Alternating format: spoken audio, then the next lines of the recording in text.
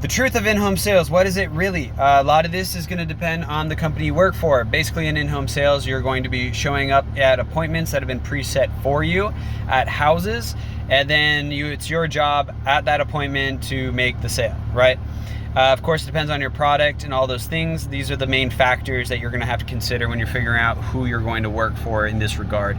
If you end up going with a company that is selling a product that is either outrageously priced or just as a product that isn't actually going to solve someone's problems, then you're going to struggle a lot, because you got to find something that people actually want to buy. Everyone knows that in sales, people often try to create problems and then solve that problem. That way you buy their product. But yeah, lining yourself up with a company that is actually going to be selling a product that people want and need, on top of them being reasonably priced or competitively priced. Once you've got those two things, you need to know you'll be driving a ton.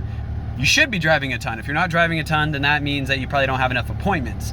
But yeah, you'll be driving to and from appointments, from one appointment to another appointment, depending on where you live and the type of thing you're selling. You may drive further distances between appointments or further distances from your house to the appointment, whatever it may be. But tons of driving, tons of windshield time, as they say. So that's another thing you got to consider. Are you someone who likes to drive? Are you okay with driving a lot? Do you feel like you're comfortable driving for many hours every single day, every single week? You're going to spend a lot of money on gas. You probably don't want to have a car that's going to be obliterated by driving a ton as well. You probably want a burner car if you're going to be doing this for a while. So these are just things to consider as well. Income. So most of these companies are going to have a 100% commission. Occasionally they will have in-home sales companies with like a small base and then a commission. You usually don't want to go with those companies simply by the fact that you're not going to make much money with them in general. And by not much, I mean you're probably going to make under $100,000 a year. Believe it or not, a lot of in-home sales that are out there have really high income potentials. The biggest sort of things to look on with that, as I said before, is what they're selling. Is it something people want? And of course, is it reasonably priced?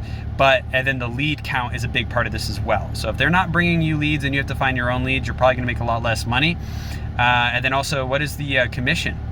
What is the commission amount? So in general, for a lot of the construction stuff that I see and I've done, you're usually sitting at about 10% a commission on all your sales. So obviously, if you're selling mostly jobs that are between 10 and 20,000, you're making $1,000 or so every time you make a sale. So then it turns into a volume game, right? The more people you see, the more likely you can make a sale. The more likely you make a sale, or more often you make a sale, the more money you make. So ideally, you want to be with a company that you should be able to average at least 150,000 a year, at least from this current moment. I'd say the majority of us who are top performers are going to be netting much higher than that, but it's just something to keep in mind as well. It is a high income, so that is something that is advantageous there.